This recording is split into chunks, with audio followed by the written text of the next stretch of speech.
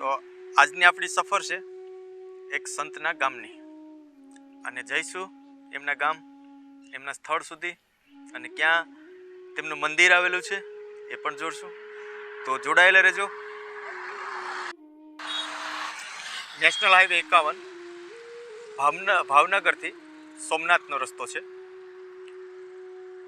અને રસ્તામાં એક ગામ આવે છે ડોળાસા પેલા લેરકા ગામ. અને સૌ પ્રથમ આપણે મુલાકાત કરીએ લેરકા ગામની, અને એ સ્થળ એટલે વીરા બાપાના જે સંત છે એમની સાથે જોડાયેલી યાદ. જઈએ આપણે લેરકા ગામમાં અને જાણીએ આપણે સંત શ્રી વીરા બાપા વિશે. તો જોડાયેલા રહેજો મિત્રો. આપણે આવી ગયા છીએ એ જગ્યા ઉપર કે જ્યાં વીરા બાપાનું ઘર હતું, અને જઈએ અંદર અને જોઈએ આપણે એ જગ્યા કે જ્યાં વીરા બાપા રહેતા હતા. અને એમના પરસા પણ અહીંયા ખૂબ છે, અને જાણીશું એના લોકો પાસેથી પણ. હાલમાં અત્યારે આ જે જગ્યા છે એ આપણે લેરકા ગામની અંદર છે.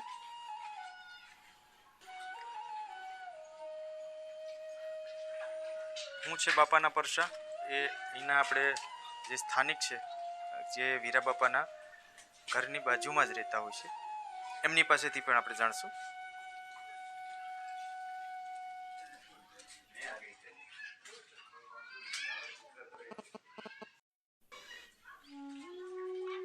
આ છે વીરા બાપાનો ફોટો છે, અને એમાં એમની જે તારીખ છે એ તારીખ પણ લખેલી છે.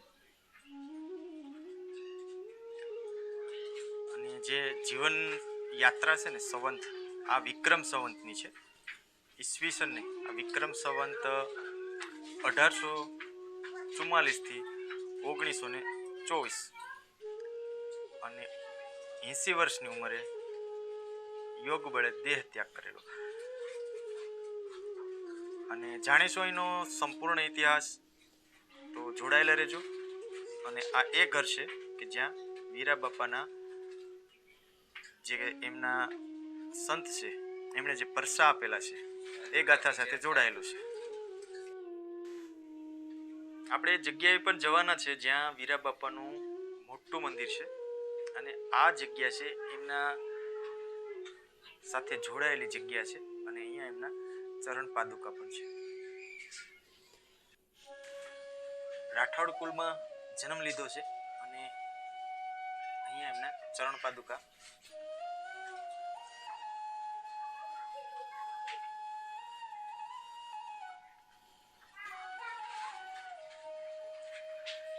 તો આપણે જાણીએ શું છે બાપાના પરસા, અને સંતવે ક્યાં ક્યાં અહીંયા પરસા આપેલા છે. ગ્રામજનો પાસેથી પણ આપણે જાણીએ. આ એ મકાન છે જે આપણે સંત શ્રી વીરા બાપાના જન્મની સાથે અને એમના જીવનની સાથે જોડાયેલું છે. અને એમનો એક સરસ મજાનો પ્રસંગ પણ છે, અને કહેવાય કે એમનો એક ચમત્કાર પણ છે. અને આ તમે જે નળિયાને બરોબર એક્ઝેક્ટ વચ્ચોવચ્ચ જોઉં ને, આઢહર કહેવાય છે. સૌરાષ્ટ્ર અને સોરઠની ભાષામાં અમે અહીંયા એમને આઢહર કહીએ છીએ. અને આમનો શું પ્રસંગ છે એ જાણીએ અહીંના સ્થાનિક પાસેથી. મારું નામ બાબુભાઈ રામભાઈ સોલંકી. બાપાને પરસાવા તમારા મોટા બધા મારા બાપા એને બધા જાણેલા છે, એ ઓફ થઈ ગયા. એ તો અમારા વડવાઓને બધાને ખબર છે પરસાની. તો મકાનને ધક્કો માર્યો હતો ને, એક હાથ વધી ગયો પાછું આડસર વીરા બાપાએ. ભીતને ધક્કો માર્યો ને એટલે કે હાલો આ ટૂંકું પડે ચડાવી ગયો, પછી પાછો એક હાથ વધી ગયો.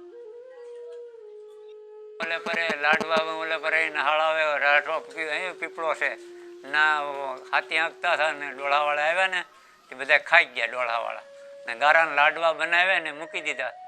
એ પછી વીરા બાપાને કે તમે ખાઈ લો સોડા, પાછા લાડવા થઈ ગયા. બીજો પરસો ના છો નથી, પીવડો ગોડીને પાણી ચું. મારા બાપાને પ્રસંગ તો અહીંયા વીરા બાપાને ઓલે પરે વાઘા વડલો છે ને, વાઘાવાળો વીરા ના પરસો બતાવ્યો. ડોળા સાવળા બધા આવ્યા વાવાથી, હાથી હાંકવાથી. એ લાડવા બનાવેલા હતા ખાઈ ગયા ને પછી પાછું ધૂળના સોળીને મૂંમાં મૂકી દીધા વાળીને પાછા ઘીના લાડવા બની ગયા અને એના વીવડો ગોડ્યો તો પાણી થાય મીઠું. હમણાં જે આપણે સ્થાનિક પાસેથી જે જાણ્યું ને કે ભાઈ જે આડહરની વાત કરી ને એ આ છે, અને અમે ઉપરથી પણ તમને બતાવવાના છે ડ્રોન નજારો.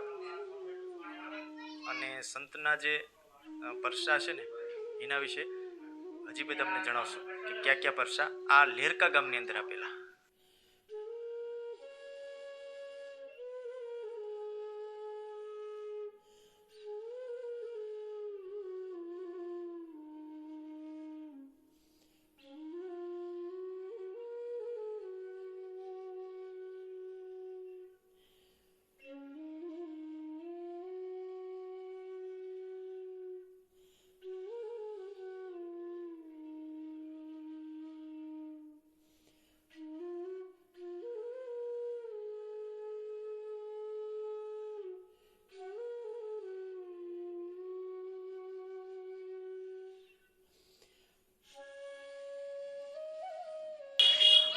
આપણે ગલીઓમાં છીએ અને એ વિસ્તારમાં છીએ કે જ્યાં આ સંતની ભૂમિ હતી અને આ જગ્યાઓમાં વીરા બાપા આવેલા.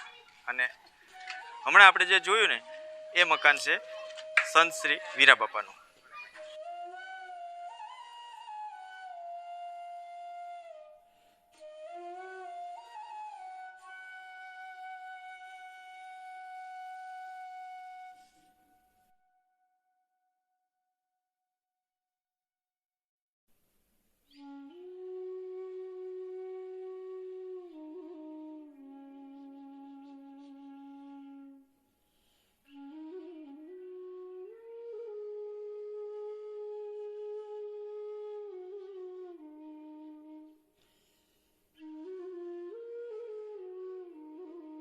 આપણે એ સ્થળે જઈએ છીએ કે જ્યાં વીરા બાપાને ડોળાસા ગામના લોકોએ અહીંયા વાવણી કરવા માટે આવ્યા અને મજાકમાં લાડવા જે છે એ ખાઈ ગયા અને માટીના લાડવા વાળી અને મેક દીધા.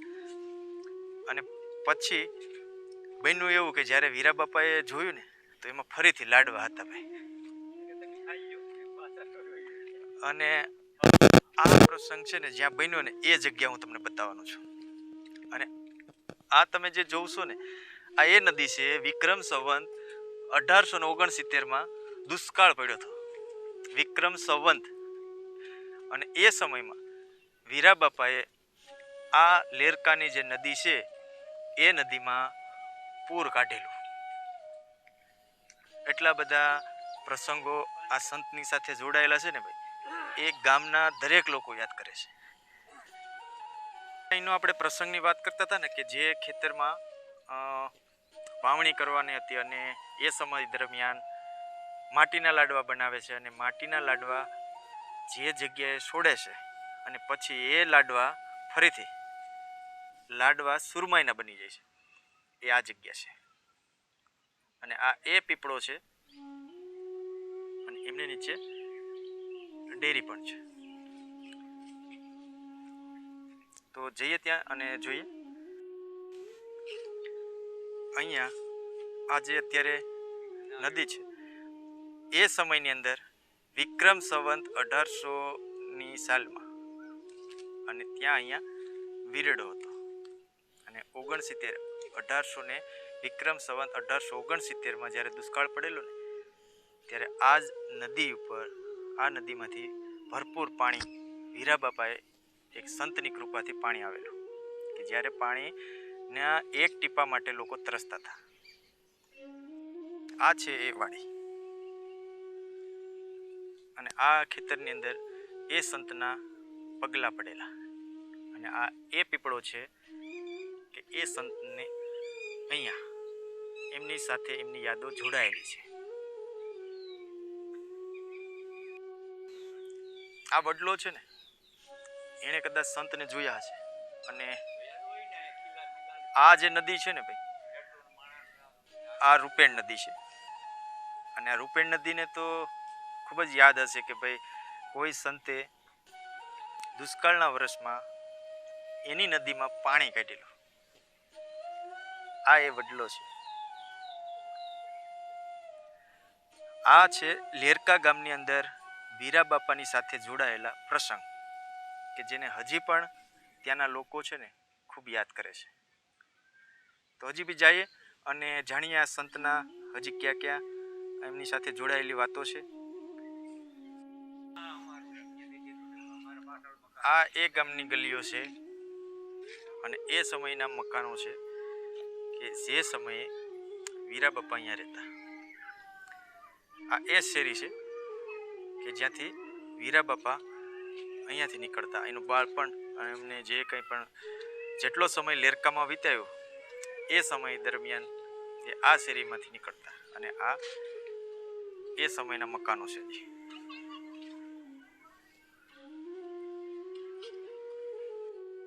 અહીંયા આ એક ગામડું છે અને એ ગામડાની આ એ મકાનો છે. આ વીરા બાપાનું મંદિર છે એટલે મકાન એ લેરકા ગામે આવેલું છે અને જે તે કોઈ અહીં દર્શન કરવા આવતા હોય એ આવેલા છે.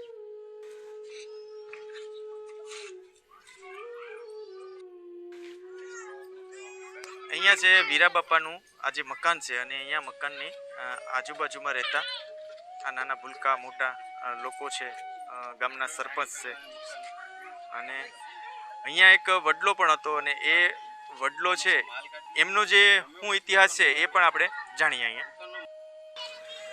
વડલો હતો એ 1982માં વાવાઝોડું આવ્યું ને ત્યારે પડી ગયો. ત્યારે વડલો તો હતો છે. 82માં જ્યારે વાવાઝોડું થયું ને ત્યારે એને હાથે જ પડી ગયો. કોઈ જાતનું નુકસાન હતું નહીં.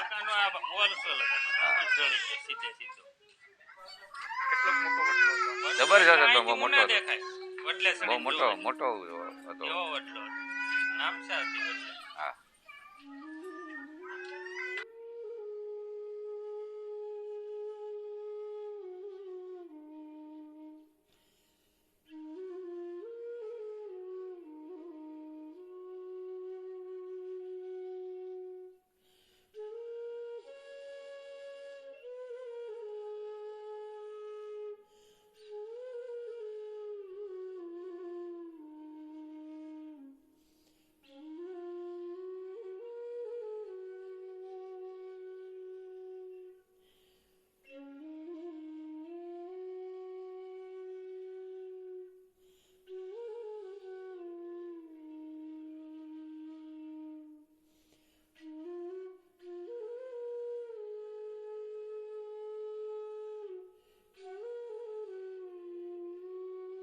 વીરા બાપાના પ્રસંગની આરે એક પ્રસંગ એ પણ જોડાયેલો છે કે ભાઈ અહીંયા એમના સમયમાં એક વડલો હતો અને વડલોની ઊંચાઈ એટલી હતી કે ભાઈ વડલા ઉપર અહીંયા કે સ્થાનિકો કે ભાઈ એમની ઉપર આપણે ચડીને જોઈએ તો ઉના શહેર દેખાતું, ચોખ્ખું અહીંથી દેખાતું.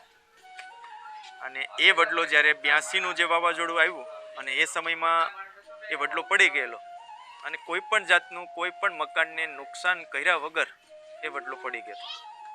આ પણ એક સંતની કૃપા કહેવાય એ જગ્યા ઉપર એમના લેરકા ગામની અંદર.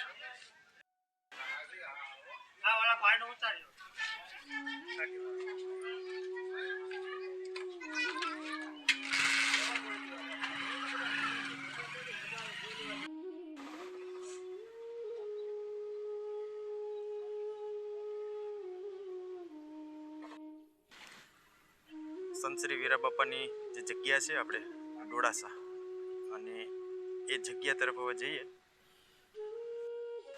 આપણે જે વીરા બાપાનું જે મંદિર છે ને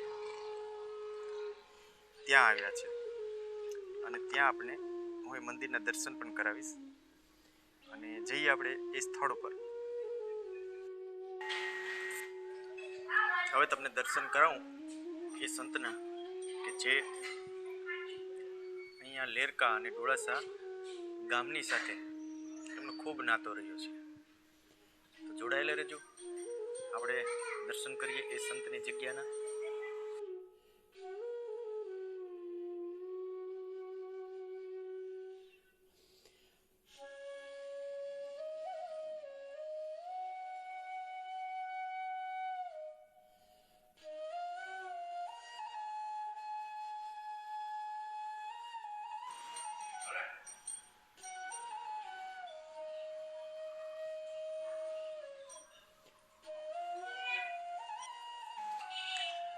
અહીંયા છે આ એ સંતની સમાધિ કે જ્યાં એમણે પોતાના યોગ બળથી આ જગ્યાએ સમાધિ લીધેલી અને સમાધિનું અહીંયા મંદિર છે અને બાજુમાં જે ફોટો છે એ છે એમના ગુરુ અને ગુરુનો પણ ફોટો અહીંયા છે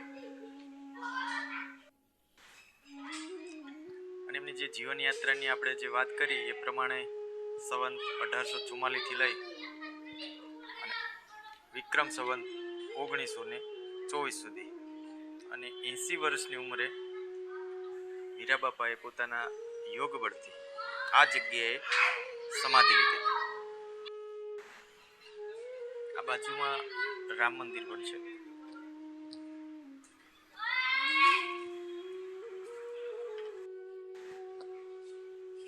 શિવ મંદિર આવેલું છે અને આ શિવ મંદિરનું નામ છે ને શ્રી વીરેશ્વર મહાદેવ એટલે કે વીરાબાપાના નામ ઉપરથી અહીંયા આ મંદિરને વીરેશ્વર મહાદેવ કહેવાય છે.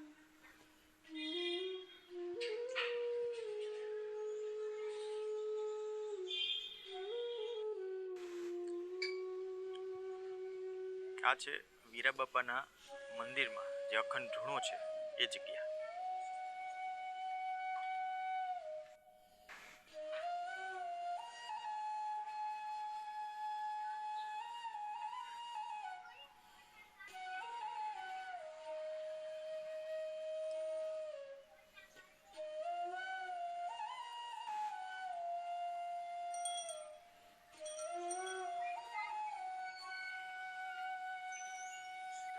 મૂળ વીરા બાપાના બાપા જોધા બાપા ડોળાસાના વતની, બરોબર. હવે જોધા બાપાના લગ્ન ડોળાસા મોરી સમાજની અંદર થયા હતા અને વીરા બાપા જોધા બાપાના લગ્ન થયા પછી માનો કે ગામ નાનું હોય છે એ સમયની અંદર મોરી પરિવારના વધારે ઘર છે, આ ઓછા છે રાઠોડ પરિવારના. એમાં દુષ્કાળનો કોઈ એવો સમય આવ્યો તેને એમ થયું કે આપણે શું કરવું એમ, એટલે એ લોકો અહીંથી વીરા બાપાના બાપા જોધા બાપા અહીંથી હાલીને રાજુલા બાજુ જ્યાં ગાડા જોડીને ગયા પછી એક ડાયરો ભરાઈને બેઠો હતો. એમાં એમ કીધું કે ભાઈ ક્યાં જાવ ભગત? તો કે ભાઈ અમે ભગવાન રોટલો આપે ત્યાં જાઉં અમે.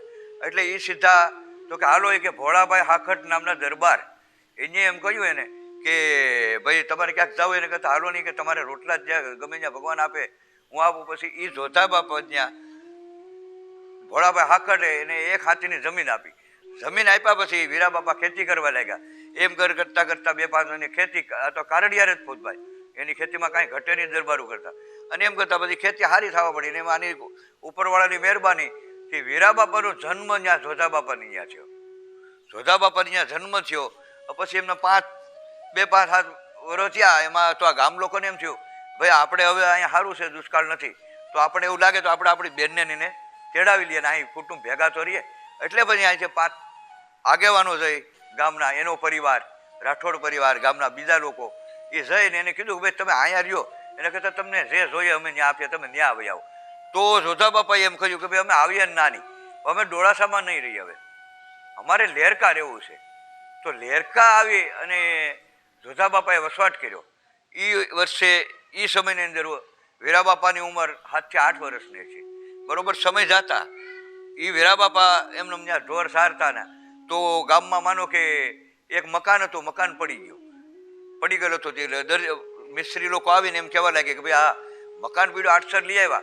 હવે 8 સારું ટૂંકું થાય માપી જ લાવ્યા. તો એ સમયમાં તો ગાડા હતા, તો એ લોકોએ કીધું કે ભાઈ ટૂંકું થોડું થાય, તો કે આ માપી તો કે પાછું લઈ જાય. તો ઘણા એમ કીધું કે ભાઈ એક કામ કરો નહીં કે ઓલા વીરા ભગત કે એને ભરકો તો ખરા, એ શું કે એ બધા એ બોલાવ્યા ગોવાળિયાને કે ભાઈ આમની નામ થાય ભાઈ કે ટૂંકું થોડું થાય.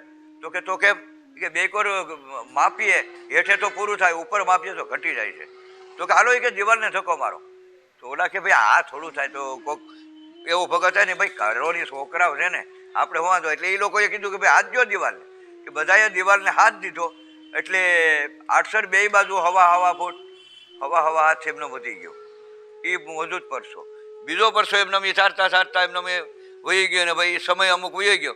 પછી એ લેરકાની નદીની અંદર દુષ્કાળ પડ્યો ત્યારે પાણી પીવાનું નહોતું, ત્યારે બધા કહેતા હવે પાણીનું શું કરવું, પાણીના વલખા. તો કોકે કીધું કે ભાઈ ઓલાને ચોની કે ગોળો બરકો તો ખરા, એ બધા ઢોર સારતા હતા. તો એને કીધું કે હાલને ભાઈ આ પાણીનું શું કરવું? તો કે તો હાલો એ કે આપણે રાયે વીવડો તો કરીએ કે, જો નીકળવાનું તો નીકળીએ. વીરા બાપાએ કીધું કે ભાઈ આ વીવડો કરો, તો કે તમે કરો.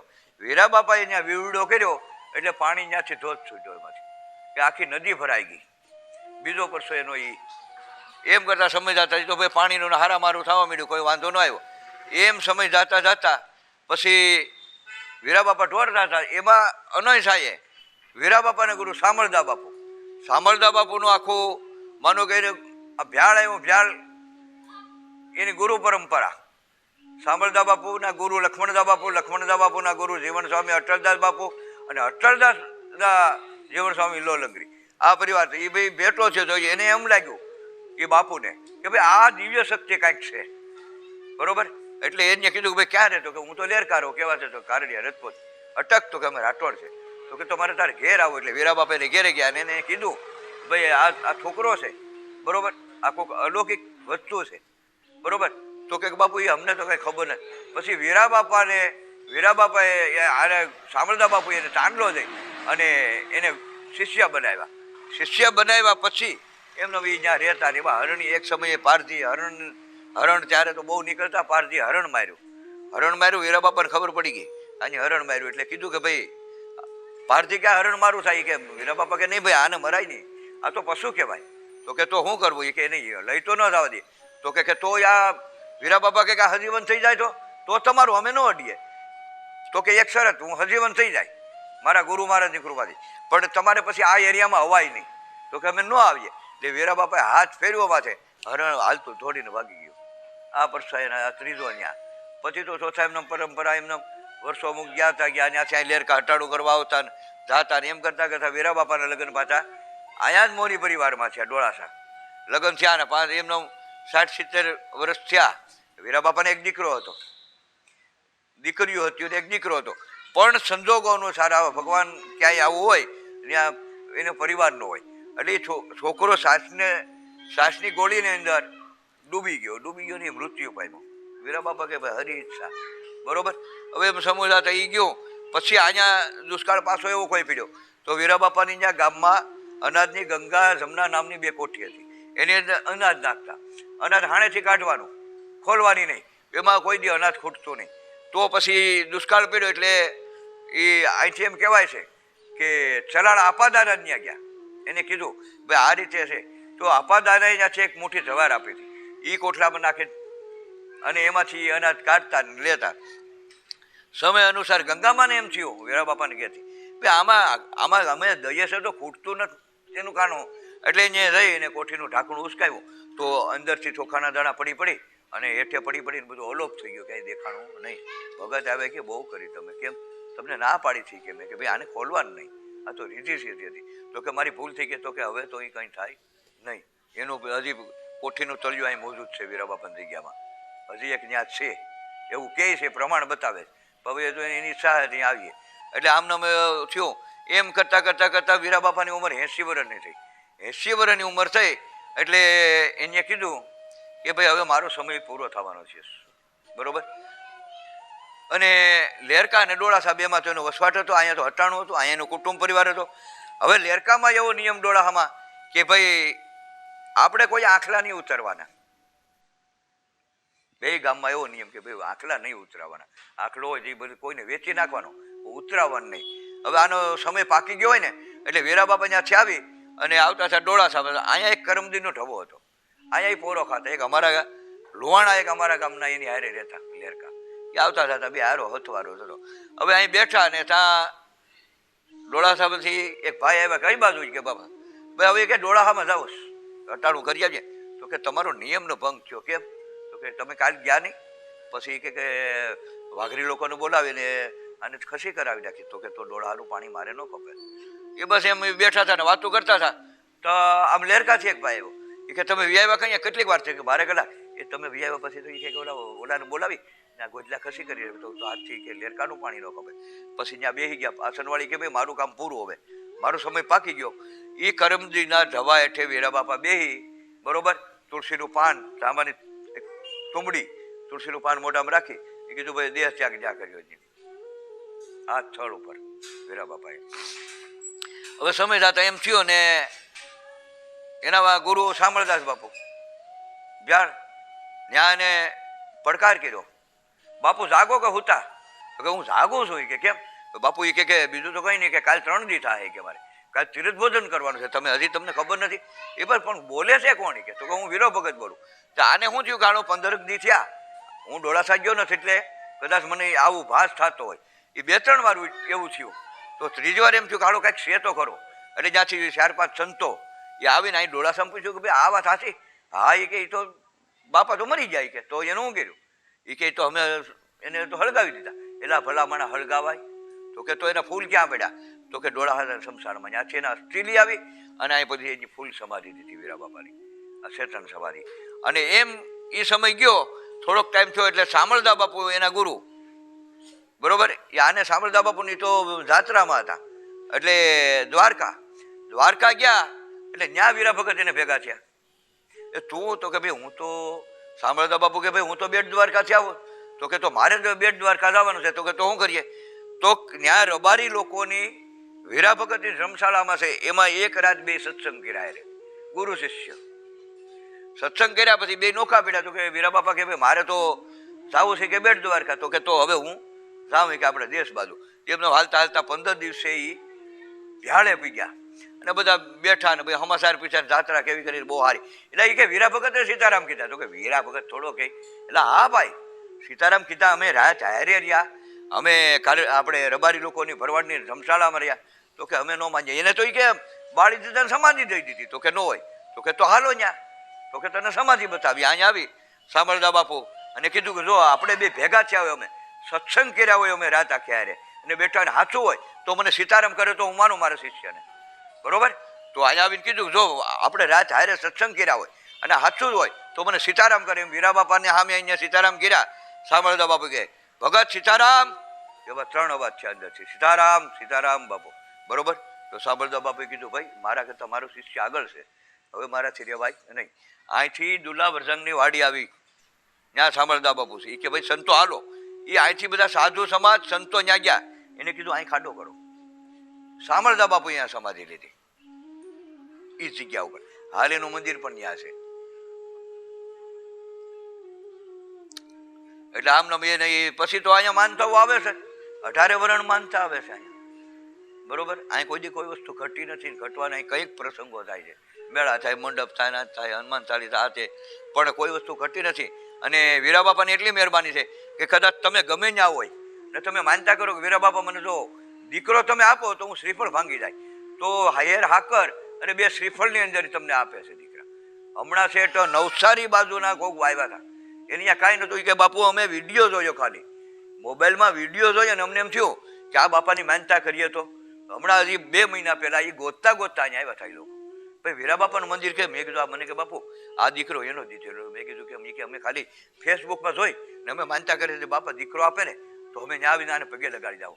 હમણાં એ લોકો આવ્યા છે. એટલે આવા અનેક પરસા પૂરે છે, પૂરતા. અને હજી હાલની તકે પણ તમે ગમે માનો, તમને વિશ્વાસ હોય તો એ પરસા હાજર જ છે.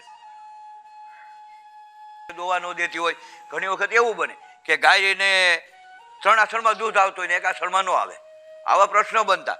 તો કે તો શું કરવું? તો ઘણા એમ કહ્યું ભાઈ એક કામ કરો નહીં, કે વીરા બાપાને માનતા કરો કે દૂધ ચડાવી દો એટલે થઈ જાય. તો વીરા બાપાની માનતા કરે કે જો હવે આનું દૂધ 4 આસણમાં આવે, લોહી બંધ થઈ જાય તો અમે ધરી જાઉં, તો હવે આવીને અહીંયા આવીને દૂધ ચડાવે તો એને એ સારું થઈ જાય છે. અહીં મોમેડિયાને હમણાં માનતા લઈને આવી 3 વર્ષ પહેલા, એને દીકરાની માનતા હતી, એની માનતા ઉતારી છે. એ લોકો પણ માને છે 18 વર્ષ. અહીંયા એવું નહીં, કોઈ ઓલું નથી, કોઈ મતભેદ નથી, સાર્વજનિક જગ્યા છે, બધા સમજી હાલે છે.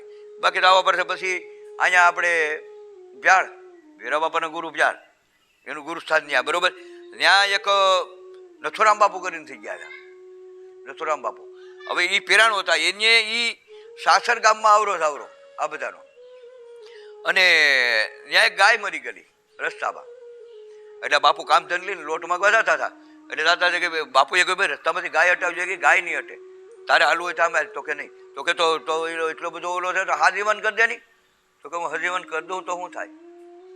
તો કે તો હજીવન કરીએ અમે જોઈએ કેમ કરે તું.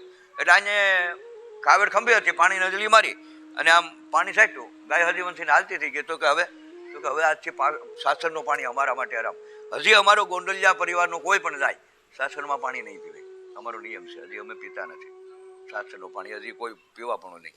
એટલે આવા અનેક પરસા પૂરે છે અને હાલ્યા જાય છે, હજી પૂરે છે. રીધી સીધી એની પાસે છે અને ગમે ત્યાં તમે કહો ને અમારા માટે તો માનો કે અમારા ઈષ્ટદેવ જ છે.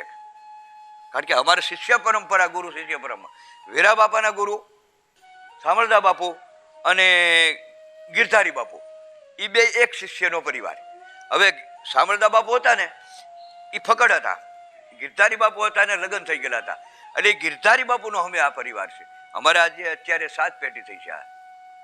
હજી અમારી પરંપરા એમને જળવાઈ રહી છે અને આની કંઈક મહેરબાની છે ઈશ્વરની ને ઉપાની હાલે છે. હજી અમને આજે સામેથી અમારી પરંપરા અમારા બાપુજી છે, ભગવાનદાસ બાપુ. ભગવાનદાસ બાપુ માનો કે એની ઉંમર 108 વર્ષની થઈ છે, પણ એને એવું પણ ગામ લોકોને કહેતા બહુ ભાઈ મંદિર બનાવો. તો કે ભાઈ બાપુ મંદિર બનાવવું એ વાત સાચી, પણ અમારે મંદિર કઈ બનાવવું, કઈ રીતે બનાવવું? આ માલિકી તો તમારી છે, અમારાથી મંદિર ન બને. તો કે તમે મંદિર જો બનાવો વીરા બાપાનું તો હું તમને આ જમીન આપી દઉં. પણ મારા બાપુએ આ જમીન દાનમાં આપેલી છે, બરોબર.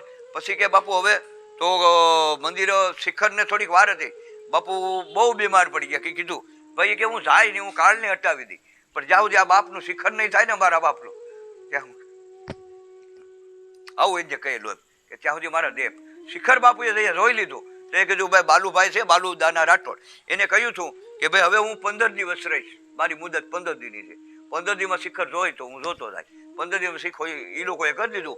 15 દિવસ એના પૂરા થયા ને બાપુએ સ્વર્ગવાસ કર્યો. આપણે એ જગ્યા ઉપર આવ્યા છે કે જ્યાં વીરા બાપાના ગુરુજી અને એમનું જે સમાધિ છે એ સમાધિ સ્થાન ઉપર જઈએ અને દર્શન કરીએ એ ગુરુ મહારાજને.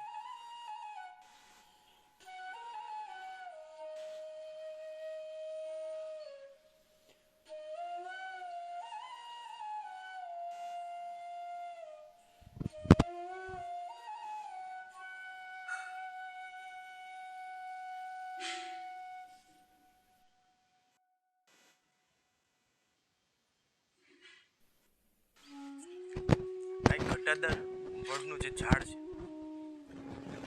અને જે વીરા બાપાના ગુરુ અને એમની અહીંયા ચેતન સમાધિ છે અને એમની સાથે જોડાયેલો આ વડની સાથે એક પ્રસંગ છે. સત હું છે ને કે ભાઈ સૌરાષ્ટ્રની અંદર સૌરાષ્ટ્રની ભૂમિ છે ને સંતો મહંતોની ભૂમિ છે અને સંતો મહંતોની ભૂમિમાં આ કળિયુગની અંદર પણ જે સતના પરસા થતા હોય ને એની વાત છે. કહેવાય છે કે આ વડની ડાળો કાપવા માટે એક વખત મશીન મંગાવેલું. જ્યારે મંદિરનું કામગીરી ચાલુ હતી અને આટલો ઘટાદાર વડ હતો કે એમને કાપવા માટે એક કટર મશીન ઓટોમેટિક ચાલે અને મશીન દ્વારા આ વડની ડાળો કાપવામાં આવતી. જ્યારે પ્રયત્ન કરે ને ત્યારે મશીન જે કટર હોય ને એ તૂટી જાય, એટલે કે એની બ્લેડો તૂટી જતી. આવું વારે વારે બનવા લાગ્યું. આ વસ્તુની જાણ થતાં ખબર પડી કે ભાઈ આવું બને છે. કોઈને પૂછ્યું કે ભાઈ બનવા પાછળનું કારણ શું, ત્યારે ખબર પડી કે ભાઈ જે એ મશીન ચલાવનાર માણસ હતો ને એણે મચ્છી ખાધેલું હતું અને પછી બીજા દિવસે એ ફરી નાહી ધોઈ પવિત્ર થઈ અને આવે છે ત્યારે મશીન છે ને એ ચાલુ થાય છે અને ડાળો કાપી શકે છે. એક કહાની બીજી પણ છે કે ભાઈ જે સંતની મૂર્તિ છે ને બનાવેલી છે એમની સાથે જોડેલી છે.